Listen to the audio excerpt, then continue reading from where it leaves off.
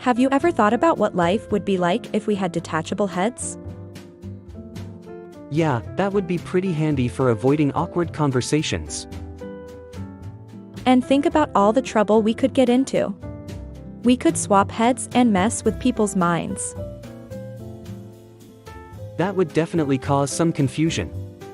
But what if someone stole your head? Good point. I guess we'd have to invest in some heavy-duty locks. Or we could just wear a helmet all the time, like in that cartoon Futurama. Speaking of cartoons, can you imagine what SpongeBob's life would be like with a detachable head? I bet he'd have trouble finding his head sometimes. He'd be all like, "Where's me head, Patrick?" And what about characters with big heads, like Charlie Brown? His head would be a hot commodity on the black market.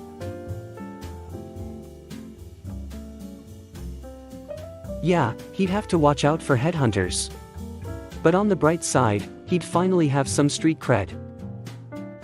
Well, I don't know about you, but I think I'll stick with my attached head for now. Agreed. The last thing we need is to add more chaos to our already ridiculous lives. Yeah, I don't think I could handle the headache of having a detachable head. Ugh, that was terrible. Hey, don't be so hard-headed. It was a good pun. Alright, you win this round. But just remember, puns are the lowest form of humor. That's just a head-scratcher of a statement. Have you heard about the latest trend of people adopting pet rocks? Oh, you mean like the ones from the Stone Age? That's rockin' ridiculous. Yeah, apparently people are painting them and giving them names like Pebbles and Rocky. Sounds like people have hit rock bottom in terms of pet options. I heard someone even took their pet rock on a walk and tried to play fetch with it. That's just absurd. What's next, taking a pet cloud for a walk and trying to catch raindrops? I wouldn't be surprised if that becomes the next big thing. But imagine the disappointment when their cloud disappears on a sunny day. Yeah, and then they'll be crying over spilled clouds. It's like people are trying to find the most absurd pet possible. I know, right? Next thing you know, people will start adopting imaginary friends and throwing them birthday parties. Or worse, adopting virtual pets and taking them to the virtual park for a virtual walk. That's just pixelated madness. And what about those people who adopt houseplants and name them after their exes? Oh, that's just plenty of crazy. But I guess it's better than adopting a pet cactus and calling it your prickly ex. Speaking of exes, have you seen that new reality show X on the Beach? Yeah, it's like they took the concept of Survivor and combined it with The Bachelor.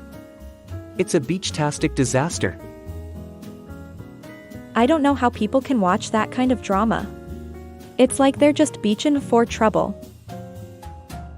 Well, I guess some people like to live vicariously through others' beach-filled drama.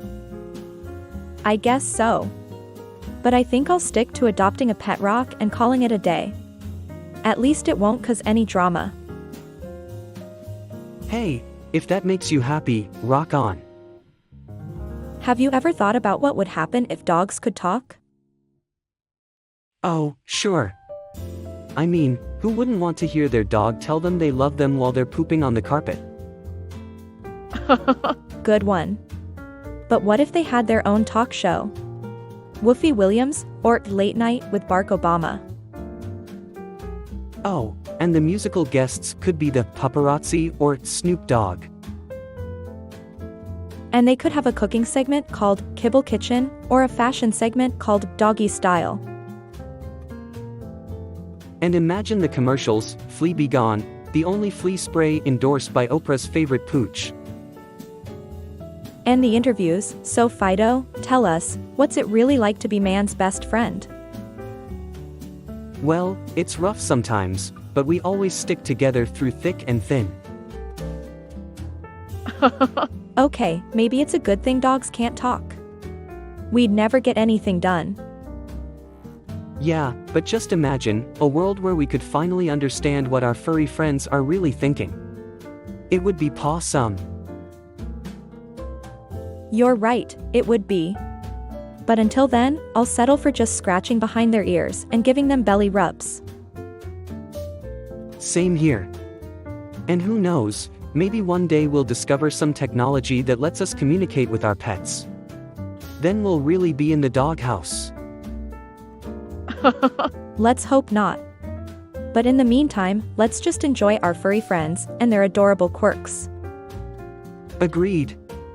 After all, they may not be able to talk, but they still manage to make us laugh and bring so much joy into our lives. Absolutely. And speaking of joy, wanna go grab some ice cream? I hear they have a new flavor called paw tie in my mouth. Oh, you're barking up the right tree. Let's go. Have you ever wondered what it would be like to have a pet unicorn? Are you kidding me? That's like asking if I want a pet that poops rainbows and has a horn that can impale me. But just imagine how cool it would be to ride one to work. Yeah, because nothing screams professionalism like arriving on a mythical creature. I'm sure my boss would love that. Well, maybe not to work, but what about to our friend's house? You mean the friend who lives in a studio apartment? I don't think a unicorn would fit in there. Okay, what about using it as a mode of transportation during a zombie apocalypse? Oh yeah, because in the midst of a deadly outbreak, the first thing I'm gonna do is hop on a unicorn and gallop to safety. Fine, maybe a pet unicorn isn't the most practical thing. But I heard they make great guard animals. Guard animals? What are they gonna do, stab intruders with their horn? Maybe we should just stick with dogs. But dogs can't fly, and they don't have magical powers. I think you've been watching too much Harry Potter. Besides, unicorns are mythical creatures, they don't actually exist. Well, maybe we could just paint a horse's horn and pretend it's a unicorn.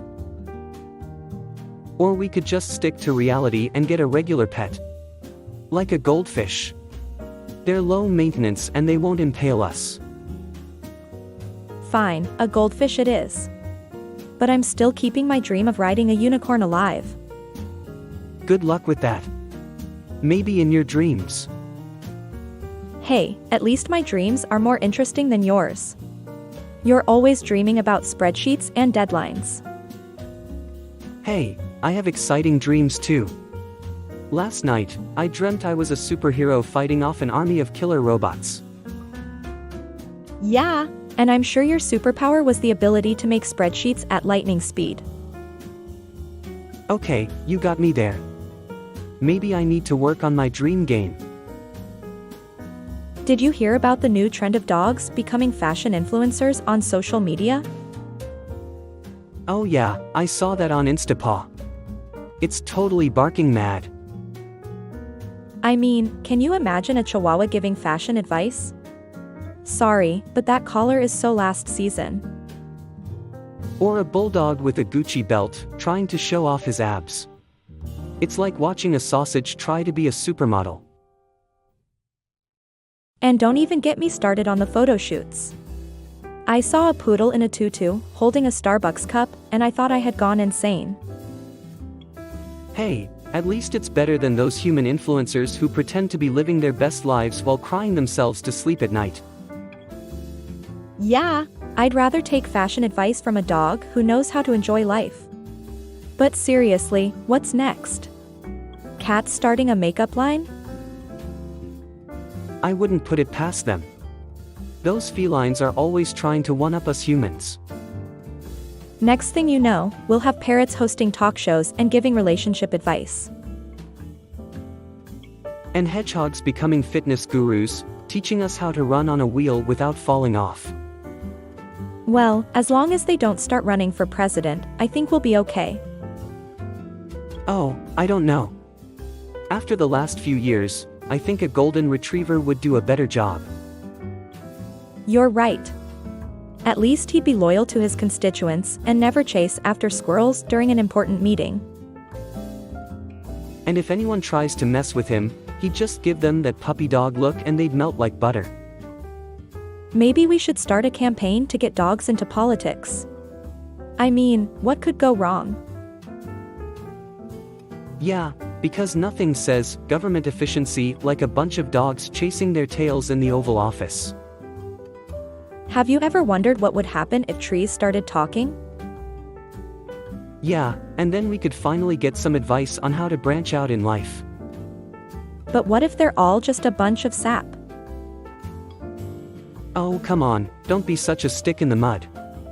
I'm sure some of them would have some barkingly good insights. Maybe, but what if they only talk in tremendous puns? Then we just have to leave it to the experts to decode their messages. Maybe they'd be trying to spruce up our lives. Or maybe they're just trying to get revenge for all the times we've been chopping them down. Hey, we could always try to make peace with them by offering them some peace wood. That's a good idea, but we might have to be careful. We don't want to end up barking up the wrong tree. True, we wouldn't want to get caught in a sticky situation. But imagine the possibilities. We could have conversations that really branch out. I guess so, but it might also turn out to be a real treaty. We could end up feeling like we're stuck in a forest of talking trees. Well, we'll just have to wait and see. Maybe one day we'll be able to speak the same language as our leafy friends. Until then, let's just stick to the puns. Alright, but let's not get too carried away. We don't want to be accused of sowing the seeds of bad humor. Fair enough. We'll just have to branch out to other topics of conversation. Maybe we can talk about how nuts it is that people still don't use turn signals while driving. That's definitely a problem that needs to be acorned for. But let's save it for another time. For now, let's just enjoy the thought of a world where trees can talk and pun with us. Agreed. Who knows what other wonders nature has in store for us? Maybe someday we'll even see talking squirrels or singing flowers. Let's not get too ahead of ourselves now. But I have to admit, it would be pretty cool to have a conversation with a wise old tree. I wonder what kind of knowledge they would share with us. Only time will tell. But for now, let's just enjoy the beauty of nature and the absurdity of our imaginations. Hey, have you ever thought about what life would be like if we had tails like monkeys? You mean we could swing from tree to tree like Tarzan? No, more like we could express our emotions with our tails, like dogs. Oh, I see. I guess that would make it easier to tell when someone's lying. Yeah, or when someone's really happy. Their tail would be wagging like crazy. Or when someone's really mad. Their tail would be lashing around like a whip. And just imagine how much more fun we could have at parties. We could have tail dancing contests. Or we could use our tails to grab snacks without even getting up from the couch. And instead of saying, "I'm hanging out with my friends," we could say, "I'm tailgating with my pals." Wow, that was just perfect. Hey, don't be so catty. I think you're just a little jealous that you don't have a tail like me. Yeah, because having a tail would really solve all of life's problems. Well, it would definitely be an interesting conversation starter. Imagine going on a first date and saying, "Hey, did I mention I have a tail?"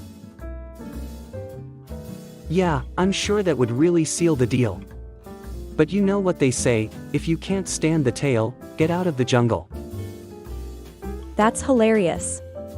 You always know how to make me laugh. But in all seriousness, I think having a tail would be pretty cool. Alright, well, if we ever evolve to have tails, you can be the spokesperson for the tail community. Deal. And we can call ourselves the Tailtellias. Have you ever thought about how weird it is that we call them fingers, but they don't actually a thing? Wow, mind blown. Next thing you'll tell me is that pineapples don't grow on pines. Actually, they grow on a bush. Well, that's just bananas. Speaking of which, did you hear about the monkey who got a haircut? No, what happened? He looked absolutely ridiculous. Ha! You know, speaking of haircuts, I heard that Fabio got a buzz cut. What? That's like cutting the mane off a lion. I know, right? But it's nothing compared to the time when Chuck Norris shaved his beard. Oh man, the end must be near if even Chuck Norris can change his look. Yeah, it was a real bear dagadon. Speaking of the end, have you seen that new post-apocalyptic show on Netflix? You mean End of the World? No. I mean End of the Universe. Oh, that one. Yeah, I watched the first episode, but it was so dark, I had to turn on a light. I know what you mean. I heard they filmed it on location at the edge of the universe. That's crazy. How did they get the permits for that? Well, when you have a cast that includes Elon Musk and Stephen Hawking, anything is possible. You're right. I can't wait to see what kind of hijinks they get into next. Me neither. I heard they'll be fighting off an alien invasion with nothing but a toaster and a rubber band. Well, if anyone can save the world with a toaster and a rubber band, it's definitely Elon Musk and Stephen Hawking.